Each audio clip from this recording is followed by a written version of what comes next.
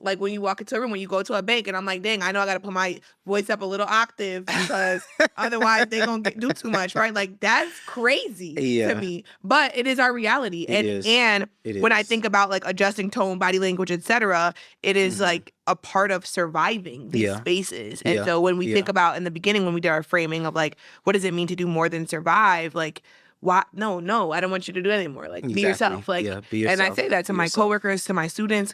Honestly, black, purple, brown, blue. I'm like, be yourself, Yeah, right? Like, be yourself. yeah. Show up whole. Yeah, I also think, and you said this earlier, that I think it does take a mental toll. I think that, and I think I may have mentioned this when I talked about just like my experience as a Black educator, and even outside of education, when I was working in other industries, like I've always felt like I just needed to be exceptionally well, because if I'm not exceptionally well in everything that I'm doing, then someone is going to find fault, and someone's going to perceive my fault as, being based on the color of my skin, or, the fact that I have tattoos on my arms, or, my locks, whatever it might be. Like you don't have any data to corroborate like the reasons why you think that I might not be fit or able to do something. This is just all based on the assumptions that Feelings you and continue to vibes. have. Feelings and vibes. Feelings and vibes, yeah. Feelings and vibes. And it's a no.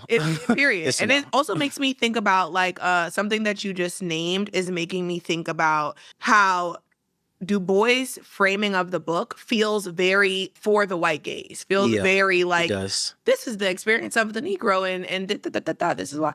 Yeah. And like, you guys should feel bad because, but it's like, what did Asada say? Appealing to the moral compass of the oppressor, something Mm-hmm. along those lines of Mm-hmm. like, why am I trying to convince you of my humanity? Mm, That's weird. It And is who weird. are you for me to be convincing you of my humanity? And Yeah. then in addition to that, the goalpost consistently moves. So why are you trying to convince them of your humanity? Because it's Yep. going to continue to move, move, move, move. Yes. Every time you reach it, move, move, move. Like, what are you doing?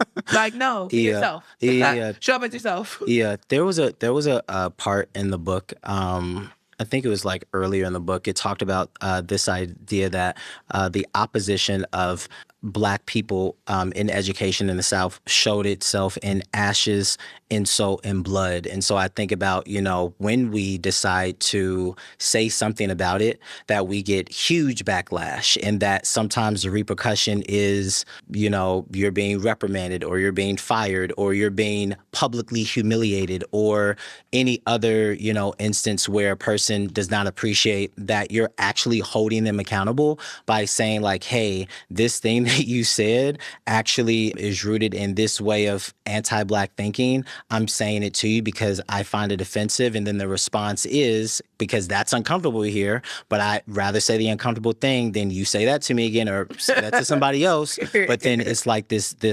retribution of, me losing my job, or whatever the retribution act might be. So I always ask myself, when I am in that moment, how am I going to language this, because I'm going to say it to them, but I need to say it to them in a way where they can receive it and they can learn from it, because I'm still going to say it, but I know I have to strategically say it so that they can receive it, That's real. I also think something that's making me wonder about is like, what is our end goal in trying to teach people that don't look like us about our humanity? Like, what is our end goal in that? And the only reason I'm saying that is because, one, this quote from page 17 where Du Bois says the problem of the 20th century is the problem of the color line, the relation of the darker to the lighter races of men in Asia, Africa, America, and the islands of the seas. Like, he's articulated, this is a global issue. Yes. And he said this is the issue of the 20th century. He wrote this book in 1903, and we're in 2026, and we're still navigating this,